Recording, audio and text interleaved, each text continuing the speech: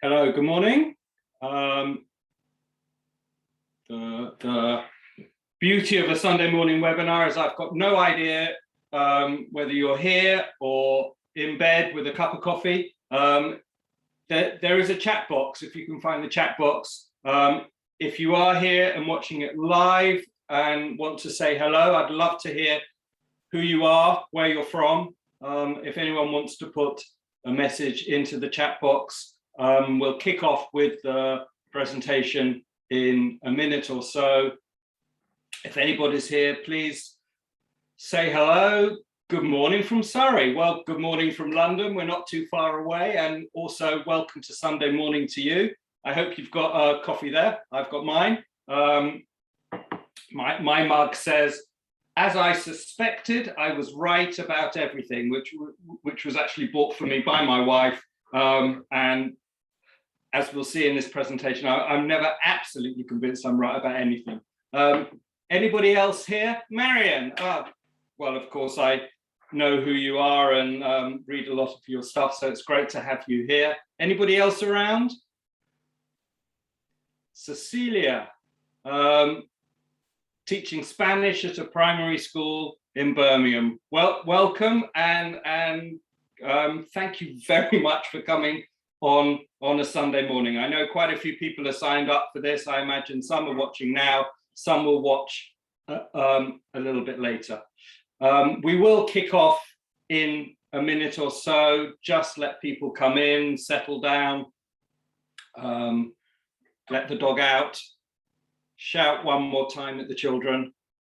So what we're going to do in this presentation is go through my ideas, and hopefully there'll be time, well, I'm setting it up that there's time, that we'll be able to share your ideas as well. So I've got it at 20 past, so I'm gonna kick off now and get started. I'm gonna share the screen. Here we go.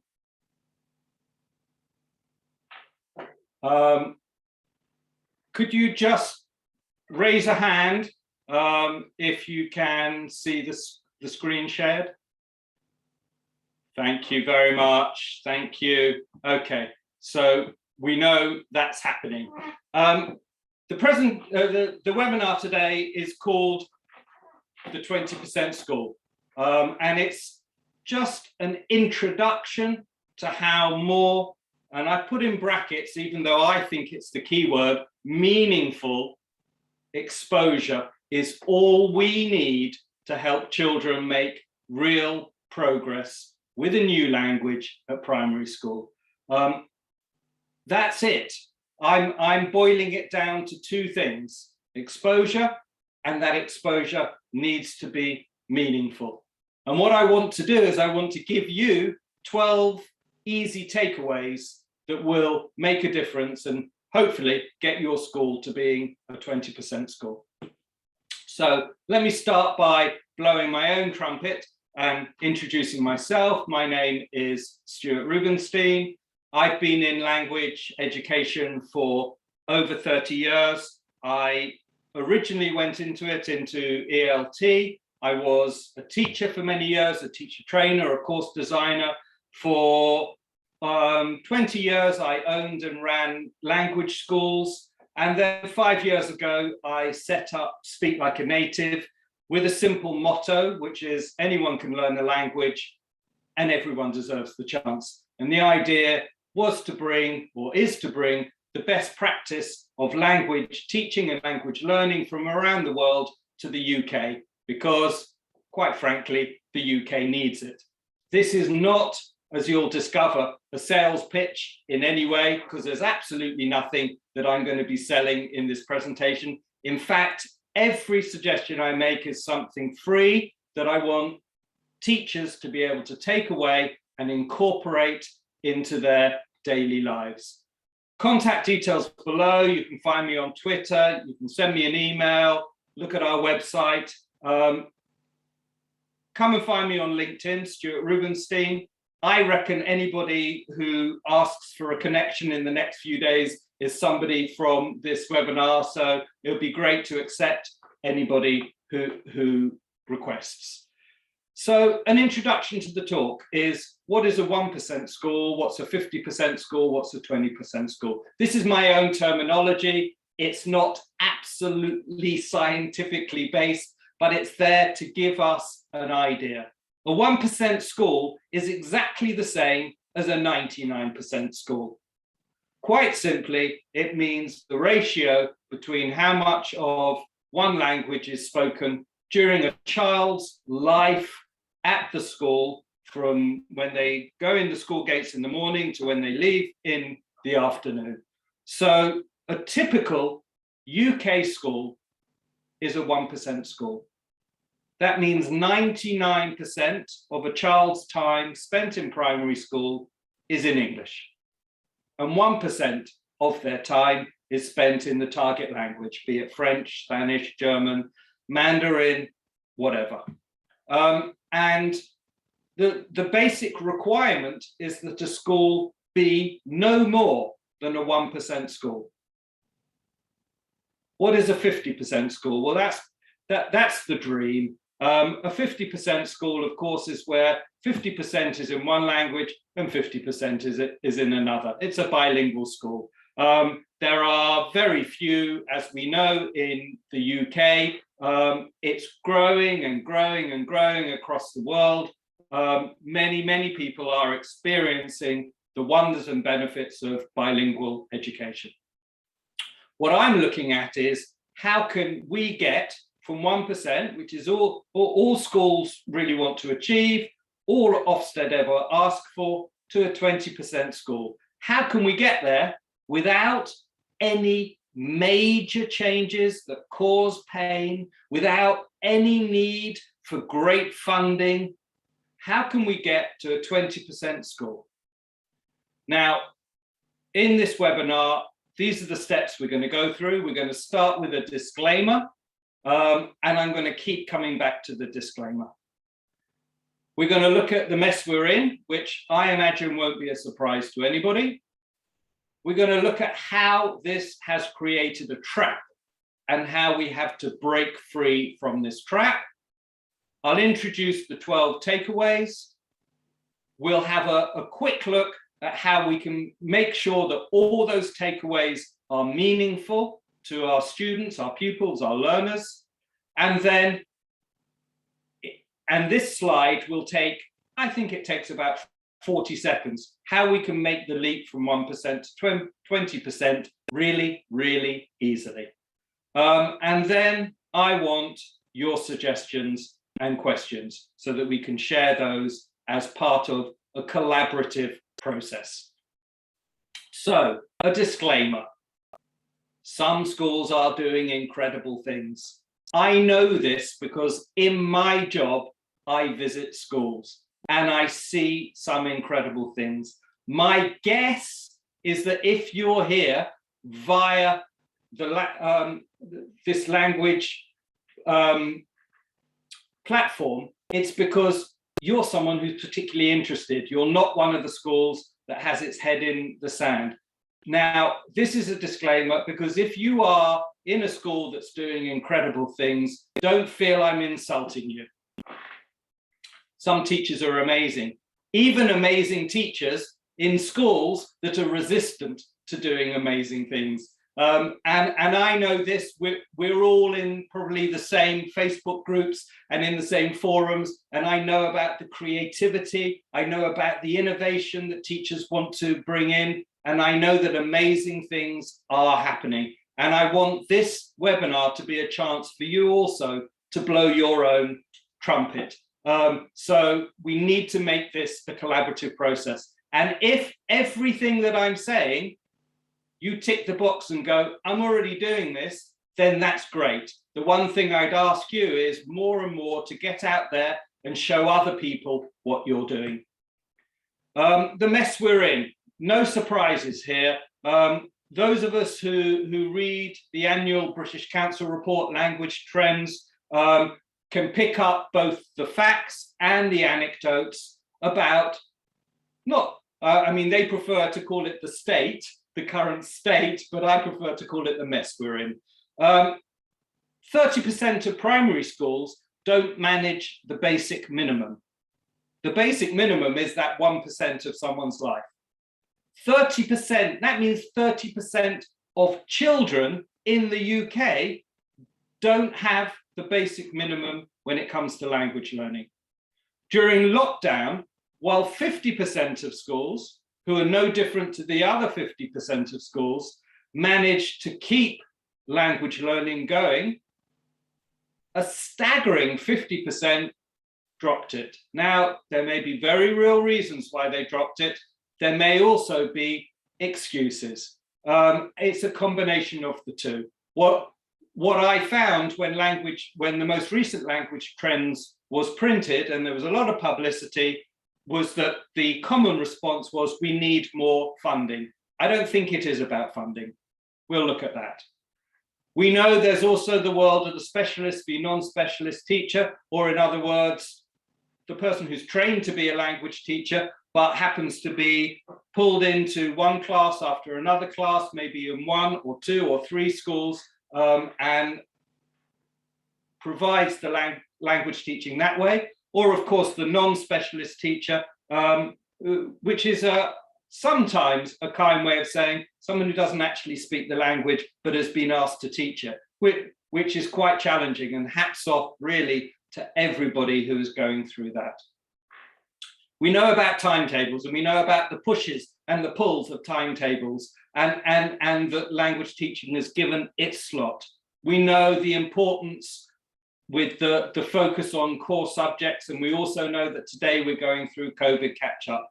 But push back and we see that GCSEs and A-levels year on year are falling in the number of students who take it up. We know that university language departments are closing. And the effect of this constantly is the pool gets smaller and smaller when it comes to recruiting primary school teachers who have some language skills that they can then bring into the classroom. And here's the trap. Your head, your senior leadership team come to you and they say, we've had a brainwave. We love our children and we want them to benefit. And what we've decided is that every child should learn a musical instrument. And we've decided, in brackets, because we've struck a very good deal with a local trumpet provider, we've decided that everybody is going to learn the trumpet. Fear. And this is how it's going to go. Either we could bring in a specialist trumpet teacher who will go around from class to class at 2:35 on a Tuesday afternoon and teach half an hour of the trumpet. Or we're going to ask all of you year teachers or teaching assistants, we're going to ask you to use a few videos of other people playing the trumpet to teach the trumpet. We've got a few trumpets, so the children are going to be allowed to have a good blow on them for maybe a couple of minutes, 2 or 3 minutes each in a session.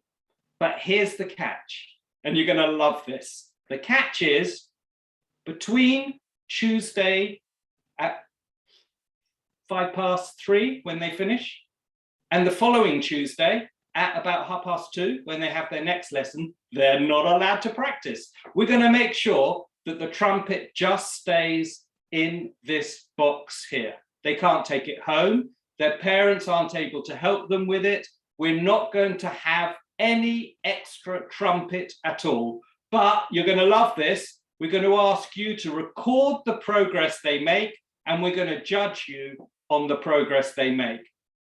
Well, everyone would say that's ridiculous. But of course, that's how we teach languages. Disclaimer, disclaimer. If yours is a school that isn't like that, if you're a teacher that isn't like that, please accept the disclaimer. But it is the case in most schools.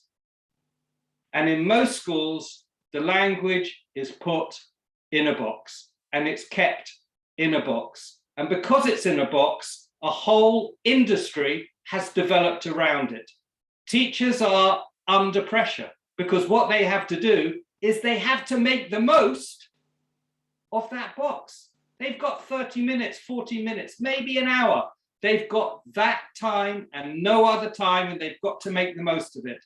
And you go into any Facebook group for MFL teachers, and it's, does anyone have a good lesson for this? And what they mean is, can you help me do something that isn't really natural in language learning, which is to squeeze it into a small period of time and make a real difference? It is such a challenge, and fair play to everybody who is living that life. Because in that box, you've got publishers and you've got companies who are making materials that work for that box. In some cases, it's so that the best teachers can really get the most out of it. In other cases, it's so that the most challenged or teachers, I say that politely, can get away with that lesson without feeling too much pain, so that they can get through it. It's real, it's the reality. I've met many teachers, non-specialist teachers, who tell me it's the most demoralizing part of their week. But we need to break free from this trap. And so I'm just going to look at how we can start getting our language, be it French, Spanish, German, Latin, whatever is your choice, how we can start getting that into other parts of the day. You may want to call it CLIL, but I think it's something so much more simple than that. How we can start to build it up to move from a 1% to a 20% score. So I'm going to start by the first blue arrow over there on the left, is coming into the early morning part of the timetable. It could be early morning, it could be break time, it could be during the school day. Basically, this is the arrow that points to you, the teacher, and says, start making a list, what I call a language bank, of every routine, expression, and phrase, and word, and instruction that you use. Make a long list of them. Work, if you're a year teacher and it's say a 3-4 entry school, work with the other 2 teachers who are teaching the same year as you. Work with the teaching assistants, all work together, build up a great list of them, translate them, practice them together, start to use them, because you will find that when your class get to know you, they know what you're going to say before you open your mouth. They know when they're being told to be quiet, when they're being told to file out the classroom in a nice way, when they know what you're saying because they've heard it many times before. Give them that familiar that familiar language and start very gently to introduce that. Now, obviously, it doesn't have to be total immersion. You can choose to do that only one day a week.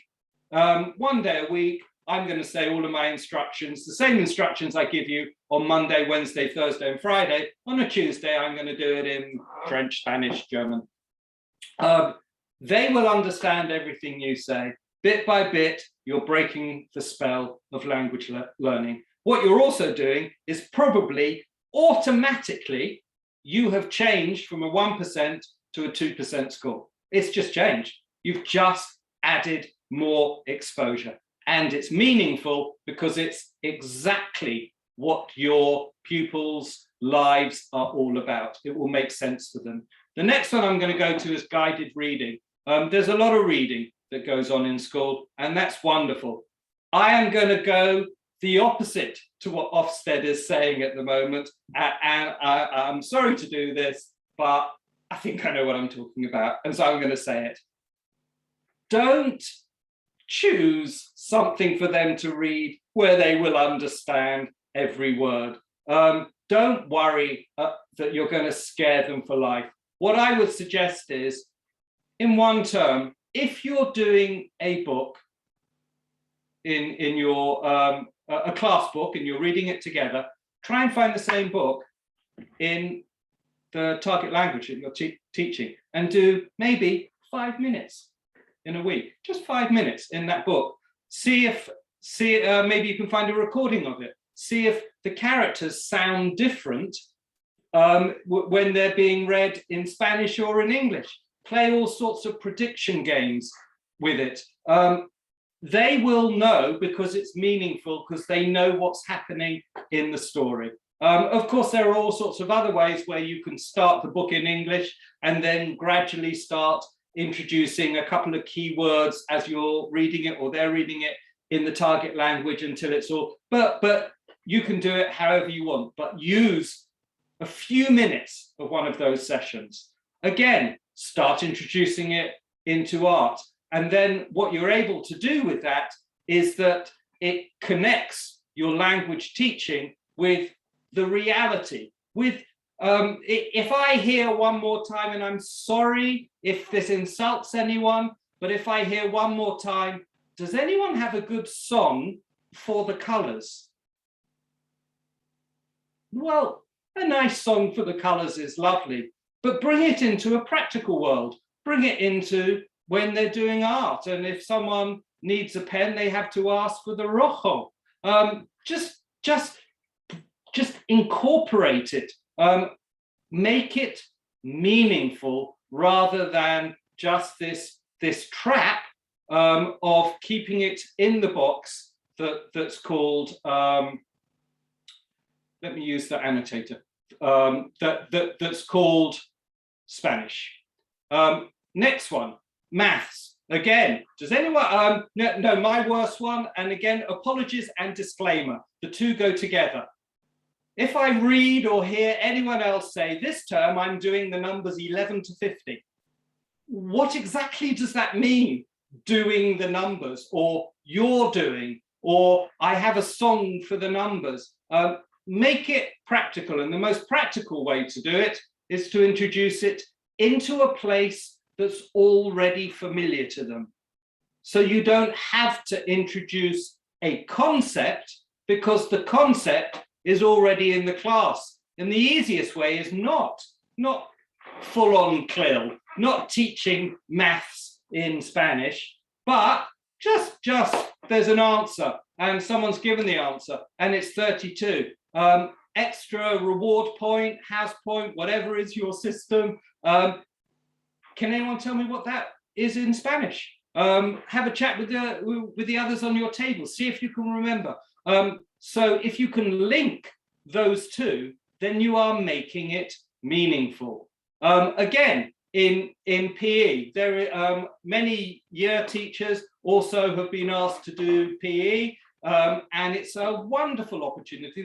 There's no other moment in the school day that has so many instructions. And of course, it's brilliant. And if you start teaching a few expressions such as, you know, pass to me or over here, and get them to use it as well. Incorporate things that make sense to them. I took this timetable from a school, it's a real one. I didn't mock it up for this, and I was very pleased to see that they had a little singing section here. Of course, there is absolutely no reason why one session a term, or even a whole term, can't be the singing is the singing. Why can't it be in the target language? Of course it can be, and some of you would love it to be. It may require some work between a specialist teacher and the class teacher to coordinate, but it's all there, it's all very doable, and it all makes perfect sense. And the beautiful link, of course, is you can produce something, you can work on a terms thing for an assembly. Music, I can always carbon date how old the teachers are who are teaching my children when they come home and they say to me, Dad, have you heard of Queen? We all, and I blush when I think about my early days as an English teacher, and I think about the songs that I was introducing. I was introducing Pink Floyd and Genesis to bemuse students from around the world. But music and music appreciation is, of course, a great opportunity to really link it with the school, because we know that there is some kind of cultural link that is worth making. I'll say a little bit more about that in a second, but as modern as you can make it, and so that it's as associated with what they're doing. I put breaks here. Breaks, it could be wet play, but also reward times at the end of the week. One thing that I find works beautifully is find out what their favorite program is, find it on YouTube in the target language. And I know it's not a negative, but there are a few times in a term where you press play and they watch something. Well, why can't they watch it in the target language? Bit by bit, we're building up the percents, just like in lunchtime. I have seen some wonderful things where you've involved canteen staff, where year 6 have written out menus, where they've gone into great depth on the ingredients of what they're going to be eating in school, or you could combine it with what children are bringing in packed lunches, and everything that happens in lunchtime from one day a week, you have to ask for it in the target language, even if it's just saying please and thank you and hello. One day a week is in that target language. The arrow here goes outside the school time because, of course, what I'm saying here is the after-school club. After-school clubs are brilliant. Either teachers can run them or you can get an external provider. It's a great chance to either supplement the language that's being taught or add another one. I've left out quite a few subjects here. I've left out English. I've left out geography and history, and I've left out science. Please share your ideas because these can also be included, of course. But what I'm trying to achieve is not a bilingual school. I'm not trying to change the way you teach to become a CLIL teacher. I'm just trying to get some kind of connection between what happens in here so we can break this trap and we can move it to what happens in their daily life. Remember, the trumpet that just stayed in there and you weren't allowed to practice between one week and the next, we don't want that to happen. And if it's a specialist teacher, they probably only have contact with the children in this session and then they've moved on. And if it's a non-specialist, they're absolute experts in everything in the children's lives here. Well, we need to get the language into those places. And then the final arrow in here is, well, this will change what you do in your block here. And here, I'm going to encourage looking at far more things to do with projects. One of the things, a little takeaway I'll give you that I think works beautifully is if you're teaching Spanish or French or German, choose a class football team. Men's football, women's football, doesn't matter. Choose a class football team. I'd avoid Real Madrid or PSG or Bayern Munich because some of the children may already have an affiliation. But remember that a lot of the things you try to do are cultural in the class. Choose a team from Chile or Argentina or the Ivory Coast. Give them a list, choose a team. That team will become we, because the whole class can follow the results. You can then build all your cultural stuff through the team. Learn about the city they're from. Pick some of the players. You can read about the players and learn about them, find out about their interests. Everything you do can be associated to this. You've got all the time in the world to do this because you've freed up so much of the other stuff. If you're doing the colors, you know that you can talk about the color of that team versus the team they're playing each week. But also, you don't have to drive yourself mad that it's all you do for a term, because you know it's coming into this bit here. You've released the practice into the week, allowing yourself to focus far more on input and project work during the trap, during this slot here. Now, other things I'm not going to go into in too much detail here, are things that can be bigger, but might incur some kind of a cost. Because everything here so far is free. But you might want to go, as I know some of you who've already introduced yourself will have contacts with schools abroad. That's absolutely brilliant. What I would say is, see if you can move it one stage further, away from the tell me about your town and happy Christmas and all of those things. Your kids all love Minecraft. Their kids all love Minecraft. Your kids know how to set up a Discord server that can only be between one class in Spain and one or wherever, and one class in England. If you can develop the project work that's meaningful, that's along those lines, it means much more to them.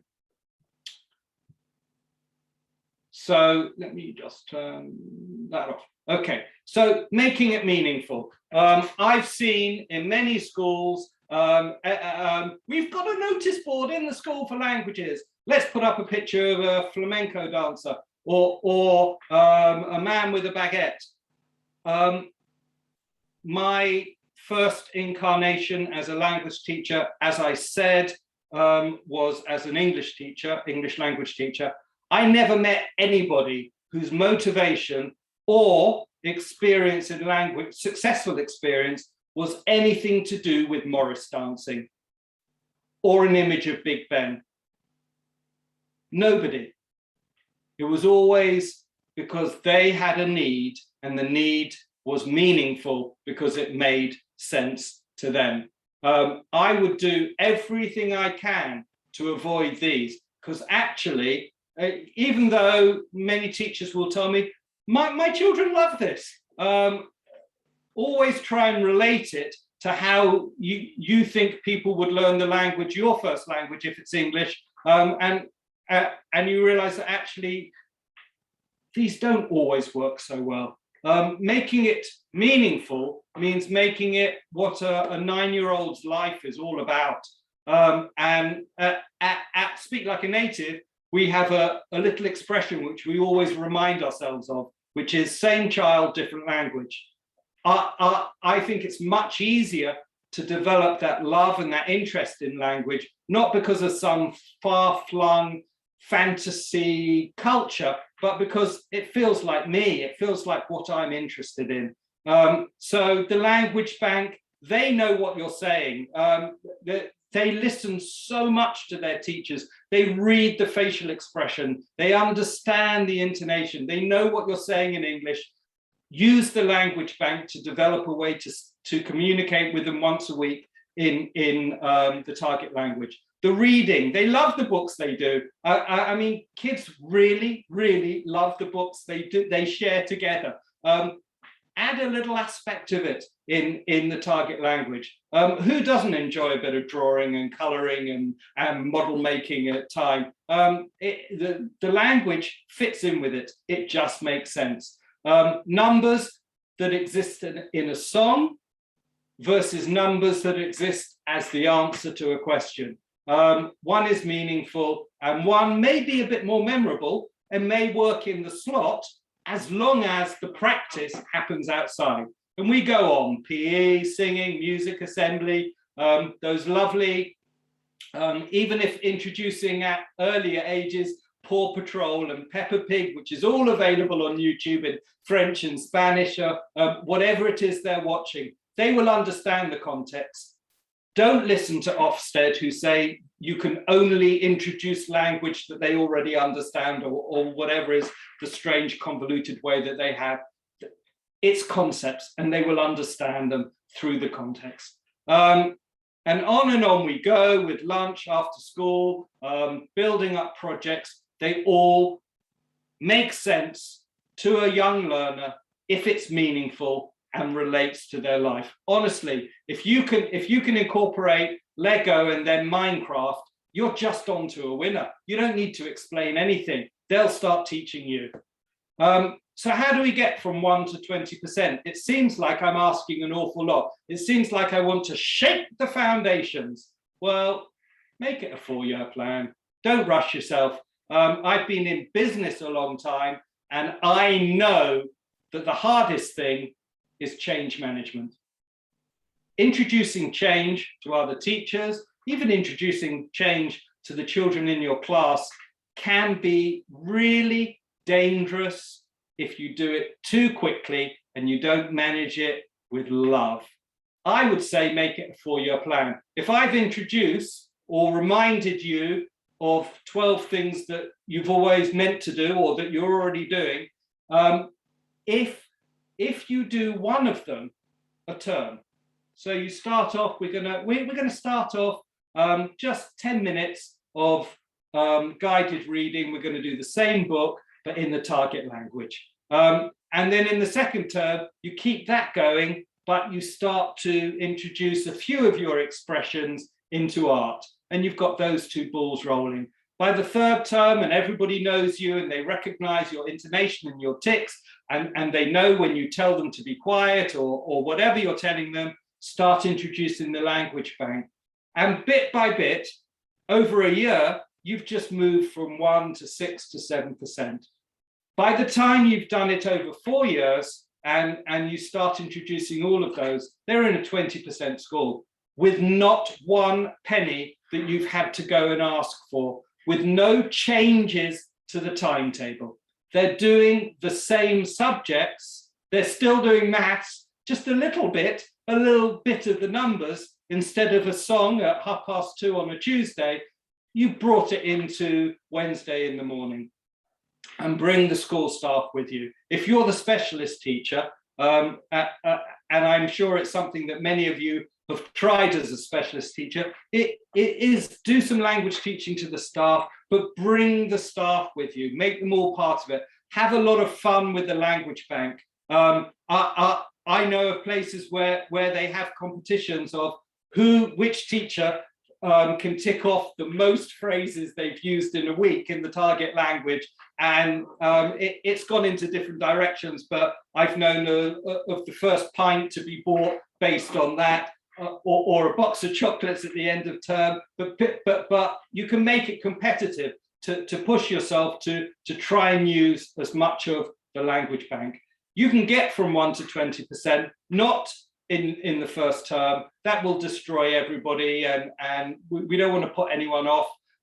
Make it a very slow, gradual process that you incorporate into the school, and then let Ofsted come and see that actually everything's being linked beautifully. And by that stage, you might want to say, oh yes, we're incorporating CLIL into our lessons, but you don't have to. You can just say, listen to this example, and tell them about the trumpet, and tell them that all you're asking us to do is to keep the trumpet in one slot and nobody's ever allowed to practice. But we think that just like with music, languages are only learnt if you can practice and if it's meaningful. We're not changing anything, we're just incorporating it into the normal life of a child. Now, of course, it goes way beyond this. You may want to do expensive school exchanges and go to another country. Not everyone can do that. Of course, that will increase the percentage and is fantastic. But everything I'm saying is just the simple things that you can incorporate. So that's where we are with this. I'm going to now ask you to blow your own trumpet. Now, the nature of this is I can't pass the microphone around. We're set up here so that I'm the only one who can speak, which I have to say frightens the life out of me. I much prefer to collaborate as much as possible. I haven't looked. I'm going to have a little look into the chat. So there's some things in the chat. I was going to suggest only put it in the Q&A, but I haven't looked yet. Give me a few seconds to have a little look at the chat and we can read them out and see what there is. Marianne, we do a lot of 80s pop songs in German in my lessons. Marianne, I love the 80s. And there's probably nothing wrong with it. I mean, my kids have developed a love of music through ages that just aren't related to them. but it is absolutely great if it can be a bit more modern, a little bit more up to date, and stuff that works for them. Listening gap fills are interesting. I spent many years using them, and they can work. Only they can also be quite challenging, as I'm sure you know. We have found videos on Brazil for children in German. Yeah, lovely. There's everything out there.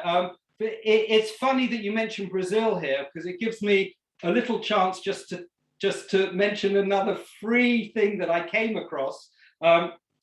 Many years ago, I was involved with the British Council in innovation in language teaching. I won a prize for that and then became a judge in their competition for many years. And one of the things that blew my mind that I came across was this chain of language schools in Brazil that was teaching children English.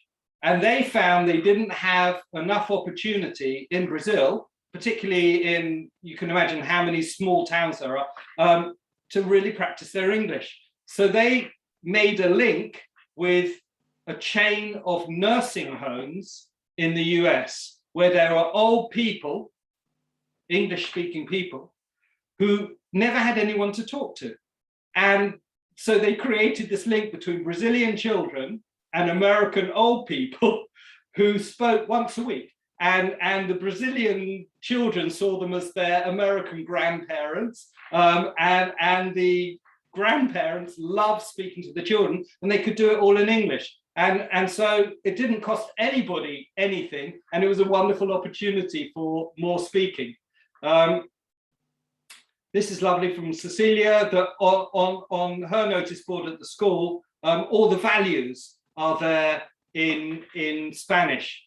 I remember visiting one school in North London that had made a massive project for their year 6 to turn every sign in the school into Spanish. And it took them, I think it took them almost a whole term. So there's a lot of writing, a lot of working out, a lot of discussing the register. So what's the right way to say this? And they Spanishified the whole school. And everything made sense to the kids because they knew what the sign was. They didn't need anyone explaining it to them. There was no lesson in explanation. It was, but how can we communicate this? And then at the end of the term, they tore it all down so that the next year, when they came into year 6, could do exactly the same thing. Of course, for the younger ones, it's wonderful because they're just assimilating. They're just in that environment where languages are not a problem at all. Marianne, it's much harder as a PPA cover teacher when the class teachers don't know the language, but I'm trying. I know you're trying because I read a lot of your things on Twitter and I know how hard you're trying. I don't have an immediate answer. I know that every teacher I've ever spoken to would love to be able to speak another language. And I have come across teachers who say, look, if everyone throws £2 in a pot and you all agree to come for an hour, I'll teach you. And there's all sorts of ways of doing it, but keep trying, don't give up. And yes, if Cecilia, if the teacher doesn't feel confident, that's why I said I fully understand that. Maybe if you could find a recording on Spotify or on YouTube of the book being read, and it just be listened to. Doesn't have to always be played. Doesn't always have to be read. Marianne, if this was more collaborative and I could pass you the mic, I would choose to end this session by saying, could you lead us in a rendition of Deine Freunde? And at which point you would take the microphone and stand up and start singing. We'd all join in, and then everybody would clap at the end, and we'd all be very happy. I can't sing. I don't know the song, so I'm not going to be able to end it like this. Thanks for those lovely suggestions. I think we're time-wise coming to end.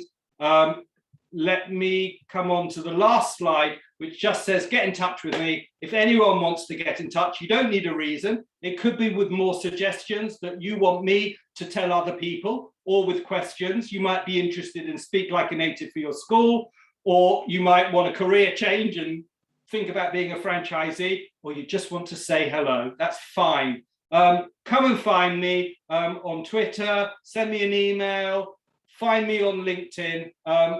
It's all about all of us collaborating, finding the cheapest and easiest ways to move from 1 to 20%, because otherwise we're stuck in that trap. Here's a trumpet, but you're not allowed to practice from 1 week to the other, and we're going to judge you on how well you teach them the trumpet. So that's it, the 20% School. Thank you very much for listening. If you're watching live on a Sunday, enjoy the rest of your Sunday. And if you're watching it at another time, that's great. Marianne, Cecilia, thanks for your lovely comments. You brought a big smile to my face. I'm about to take one of my kids swimming. Have a great day, and thank you all. Goodbye.